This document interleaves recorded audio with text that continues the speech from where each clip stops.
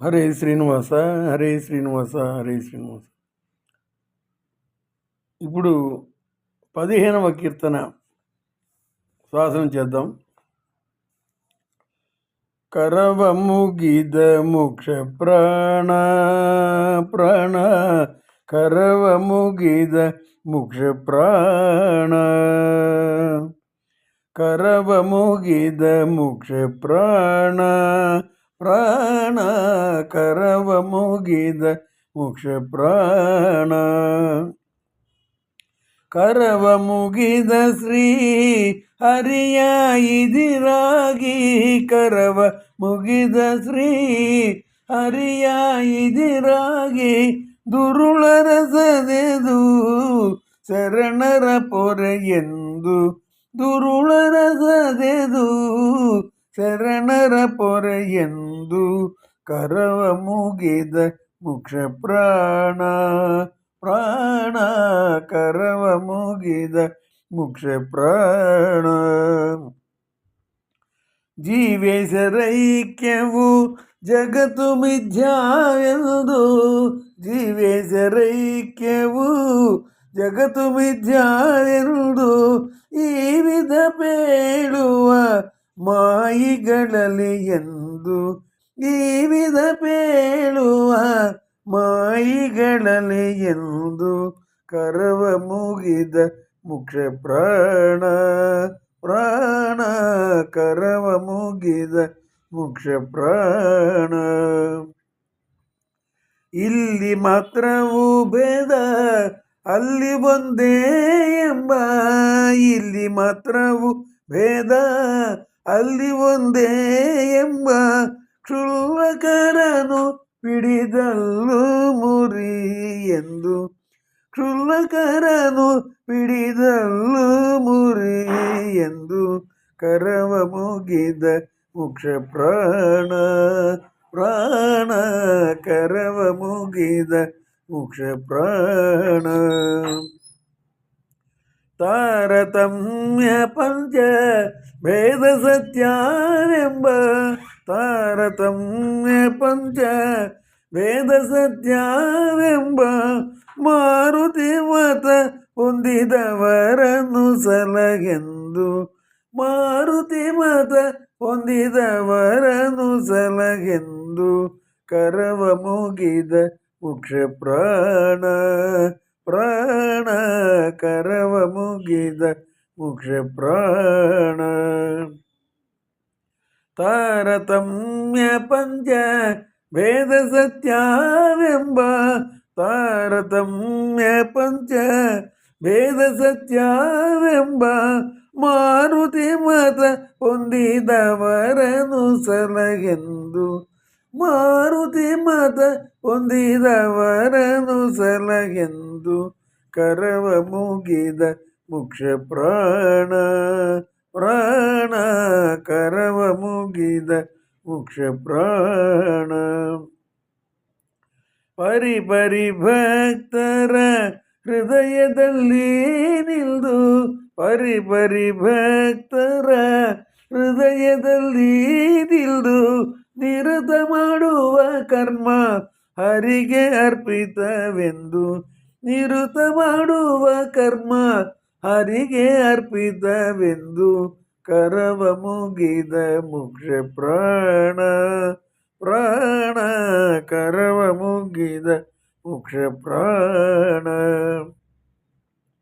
ಹರಿ ಮಾಡೋ ವ್ಯಾಪಾರ ಬಲ್ಲ ಕಾರಣ ನಮ್ಮ ಹರಿ ಮಾಡೋ ವ್ಯಾಪಾರ ಬಲ್ಲ ಕಾರಣ ನಮ್ಮ ಪುರಂದರ ವಿಠಲನ ಚರಣಕ್ಕೆ ರಗಿ ನಿಂದು ಪುರಂದರ ವಿಠಲನ ಚರಣಕ್ಕೆ ರಗಿ ನಿಂದು ಕರವ ಮುಗಿದ ಮೋಕ್ಷ ಪ್ರಾಣ ಪ್ರಾಣ ಕರವ ಮುಗಿದ ಮೋಕ್ಷ ಪ್ರಾಣ. హరే శ్రీనివాస. సామాన్యంగా ప్రతి దేవాలయంలో కూడా రామచంద్రమూర్తి, వెంకటేశ్వర స్వామి, ఏ దేవాలయమైనా సరే ఎదురుగా హనుమంతుడి యొక్క విగ్రహం కనుక ఉన్నట్లయితే ఆ విగ్రహం ఎలా ఉంటుంది? చేతులు ముకుళించి జోడించి ఉంటుంది.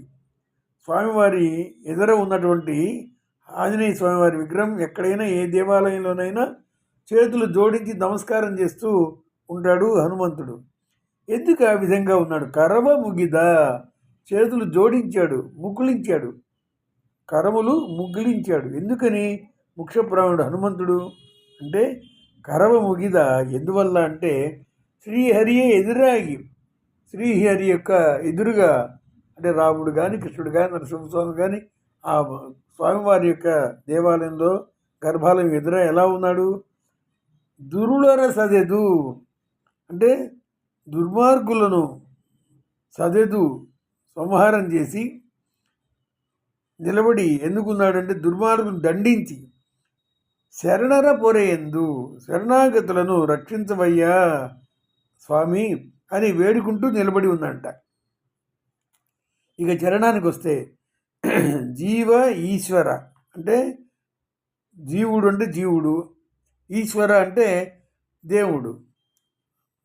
అంటే జీవుడు వేరు దేవుడు వేరు అలా కాకుండా జీవ ఈశ ఐక్యం అంటే జీవుడు దేవుడు అంతా ఒకటే. అలాగే జగత్తు మిథ్య, లోకమంతా కూడా మిథ్య, అంతా అబద్ధం అని ఈ విధంగా చెప్పేటువంటి వాళ్ళు కొందరు ఉన్నారు. అలా చెప్తున్నారు, అలాగే మాట్లాడుతున్నారు. కాబట్టి నేనే దేవుణ్ణి, అహం బ్రహ్మాస్మి, నేనే దేవుణ్ణి, అలాగే జగత్తంతా కూడా మిథ్య అని చెప్పేటువంటి వాళ్ళను ఈ విధంగా చెప్పేటువంటి వాళ్ళ యొక్క మాయగలలి ఎందు అవి మాయ మాటలు. ఎందుకంటే జీవుడు జీవుడే, దేవుడు దేవుడే. ఎందుకంటే కలెక్టరే, బిల్ కలెక్టరే. బిల్ కలెక్టర్ని పేరున్నంత మాత్రం చేత బిల్ కలెక్టర్ ఎలా అవుతాడు? అలాగే దేవుడు వేరు, దేవుడు సృష్టిస్తాడు, జీవుడు పుడతాడు మరణిస్తాడు, దేవుడికి మరణం లేదు. ఈ ఒక్క తేడా ఉంది. కాబట్టి కానీ ఇది చెప్పకుండా ఇది జగత్తంతా కూడా మిథ్య, అహం బ్రహ్మాస్మి అని చెప్తారు.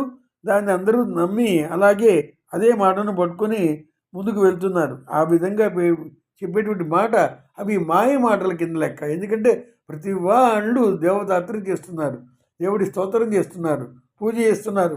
కాబట్టి పూజ చేసేవాడు ఒకడు ఉంటాడు, పూజింపబడేవాడు ఒకడు ఉంటాడు. కాబట్టి ఆయన దేవుడు, వీడు జీవుడు. కానీ వీరిద్దరూ ఒకటే అని చెప్పడం అది మాయ మాట కదా.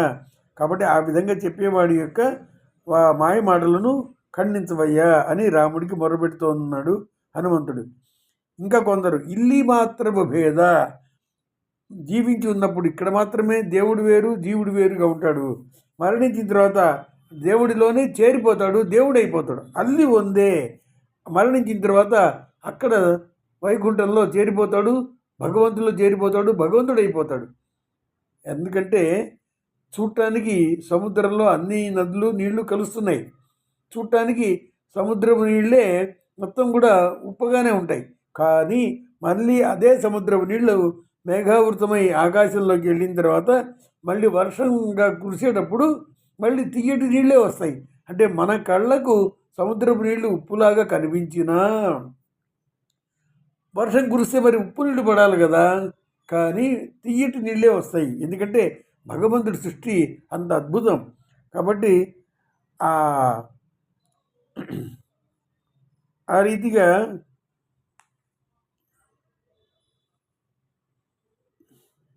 ఆ విధంగా ఇక్కడ మాత్రం అక్కడ భగవంతుడిలో కలిసినట్టుగా కనిపించినా జీవుడు జీవుడే, దేవుడు దేవుడే. కాబట్టి ఇక్కడ మాత్రమే భేదం. చేరిపోయిన తర్వాత ఒకడే అయిపోతాడు, దేవుడు అయిపోతాడు అని చెప్పడం తప్పు. ఆ విధంగా చెప్పేటువంటి క్షుల్లకరను ఆ విధంగా పాపులను పిడిదీవు అంటే పట్టుకొని హల్లు మురి పళ్ళు విరిచేయి అని చెప్పేసి రాముడికి మొరబెడుతున్నాడు. 3వ చరణంలో తారతమ్య పంచభేద, తారతమ్యములు అంటే దేవతలందరూ సమానం కాదు, మానవులందరూ సమానం కాదు, రాక్షసులందరూ సమానం కాదు. రాక్షసుల్లో పెద్ద చిన్న తారతమ్యం ఉంది, మానవుల్లో పెద్ద చిన్న తారతమ్యం ఉంది, దేవతలలో కూడా హెచ్చు తగ్గులు ఉన్నాయి. అంటే వాళ్ళ సాధన ప్రకారంగా క్లాసులో స్కూల్లో 100 మంది విద్యార్థులు ఉంటే పాఠం చెప్పేవాడు ఒకడే ఉన్నా వినేటువంటి పిల్లల్లో కొందరికి 100 మార్కులు వస్తాయి, కొందరికి 90 వస్తాయి, కొందరికి 80 వస్తాయి, కొందరికి 40 వస్తాయి, కొందరికి 0 వస్తుంది. కాబట్టి దీంట్లో హెచ్చు తగ్గులు ఉన్నాయి. అందరూ అందరూ విద్యార్థులే, కానీ వాళ్ళలో భేదం ఉంది. ఆ విధంగా తారతమ్యం అంటే హెచ్చు తగ్గులు, పెద్ద చిన్న. కాబట్టి మానవులందరూ సమానమే అని చెప్పినా అందరూ మానవులు సమానంగా ఉండడానికి అవకాశం లేదు. ఎందుకంటే ఇద్దరి అరిచేతులు ఒకలాగా లేవు రేఖలు. కాబట్టి అది తేడా ఉంది. అదే అలాగే అందరి రక్తం ఎర్రగానే ఉన్నా ఎవరికి పడితే వాళ్ళకి, ఏ గ్రూప్ పడితే వాళ్ళకి, ఏ రక్తం పడితే ఆ రక్తం ఎక్కించడానికి అవకాశం లేదు. వాటిలో మళ్ళీ గ్రూపులు ఉన్నాయి, తేడాలు ఉన్నాయి. కాబట్టి తారతమ్యం అంటే హెచ్చు తగ్గులు. పంచభేదం అంటే నేను గతంలో చెప్పున్నాను. 5 భేదములు. దేవుడు వేరు, జీవుడు వేరు. దేవుడు వేరు, జడ పదార్థం వేరు. అలాగే జడ పదార్థం వేరు, దేవుడు వేరు. అలాగే జడ పదార్థం వేరు, జీవుడు వేరు, జీవుడు వేరు. ఈ విధంగా ఇది 5 భేదాలు. అందుకనే పంచభేదములు కలిగింది కాబట్టి దీన్ని ప్రపంచము అంటారు. ఇది వివరంగా మీకు చెప్పడం జరిగింది గతంలోనే. కాబట్టి తారతమ్యము, పంచభేదము ఇది సత్యము, లోకము సత్యము అని మారుతి మత అంటే మారుతి అంటే వాయుదేవుడి యొక్క 3వ అవతారం మధ్వాచార్యుల వారు. అది మారుతి మతం అంటే మధ్వమతం. దాన్ని ఆ విధంగా పొందిదవరను, ఆ మధ్వమతాన్ని గౌరవించేటి వాళ్ళని కాపాడు. తర్వాత చరణం పరిపరి భక్తర, అనేక రకాలైన భక్తులు, పరిపరి భక్తుల యొక్క హృదయములందు నివసించి పరిపరి భక్తర హృదయದಲ್ಲಿ నిందు, భక్తుల హృదయంలో నిలబడి నిరుత మాడువ కర్మ, నిరంతరము ఆ భక్తులు చేసేటువంటి కర్మలను హరికి అర్పితవెందు, స్వామివారికి రామచంద్రమూర్తికి అర్పించవయ్యా హనుమా అని చెప్పి భక్తులు స్తోత్రం చేస్తుంటారు కదా.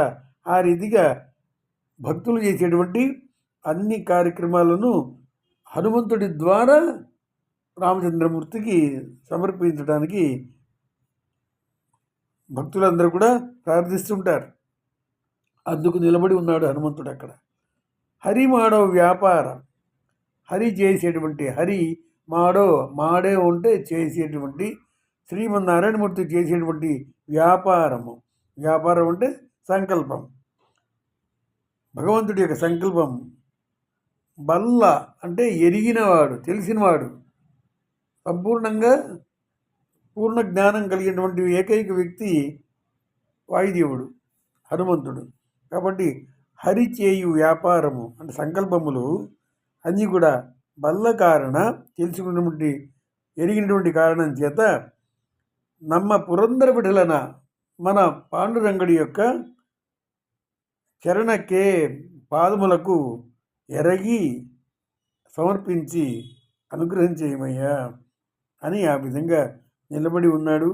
భక్తులు ప్రార్థిస్తుంటారు, స్వామి మా సేవనంతా కూడా స్వామివారికి సమర్పించు అని హనుమంతుడి ద్వారా. అందుకనే మనం ఏం చెప్తాం, భారతీయ రమణ ముఖ్య ప్రాణ అంతర్గత శ్రీ కృష్ణాయ నమః.